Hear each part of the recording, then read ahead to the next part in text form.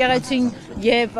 հավատավոր հոտը չունի այդ աջակցության կարիքը, թե իրենց պարտքը չեն էլ համարում։ Կներեք, ինչի մասին է խոսքը, հիմա ձեր խոսքը երկսայր չհասկացա։ Իշխանության կողմից, եկեղեցու հանդեպ հարձակումներից, գռեհիկ բառամթերքից, հայհոյանքներից, նվաստացումներից հետո ինչու եպիսկոպոսները չեն արտահայտվում եւ չեն արձագանքում իշխանությանը, ինչն է վախեցնում կամ կաշկանդում նրանց։ Ես չեմ կարծում, որ չեն արտահայտում, բոլորն էլ արտահայտում են։ 1-2 հոգի։ Մենք փաստեր ունենք, որ ընդամենը 4-5 հոգի են։ Մայրաթորի տեղեկատվական հաղորդումներին եթե դիտեք, այնտեղ հստակ ասվում է, թե Գերագույն հոգևոր խորհրդի եւ թե եպիսկոպոսած դասի հավաքական կամքը այնտեղ արտահայտված է։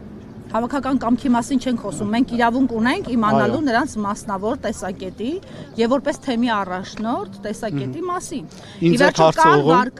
ինձ է ուղղված, որ նրանցից ոմանք ԿՊԱ-կանների հետ ունեն շփումներ եւ ունեն չեմ կարծում, դա նման բան չկա, դա 100%-ով կարող եմ հերքել նման բան գոյություն։ Իսկ նրանք բոլորը կողմ են, որ եկեղեցին այսպես խրող ձևով միասնականության կոչան եւ պայքարի։ Եկեղեցում չկա նման մտածելակերպ։ Եկեղեցին միակամ է։ Նիկոլ Փաշինյանը ցանկանում Ինչ որ արտահայտվել է միջով այդտեղում առաջնորդի դեմ հարձակումներին դիմակայելու մասով։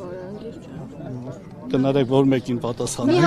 չհասկանալի։ Նիկոլ Փաշինյանը հայտարարել է, որ պետք է վեհարանը ազատել կաթողիկոսից։ Նրան կհաջողվի արդյոք։ Դա ցնորամտություն է։ Ասում է ովքեր ասում է իվական այդ տարածքը չմոռանանք։ Վեհարանը չի եղել, կներեք, դա վեհարանը չի եղել, դիվանատունն է եղել։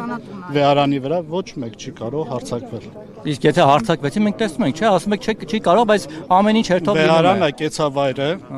որևիցե մեկը իրավունք չունի այնտեղ մուտք գործել։ Դիվանատունը, տեսեք Սրբազան, հայհոյելու իրավունք ունի։ Փաշինյանի կողմից խոսում եք մի մարդու մասին, որին գնահատական տալը ապաշնորհություն է։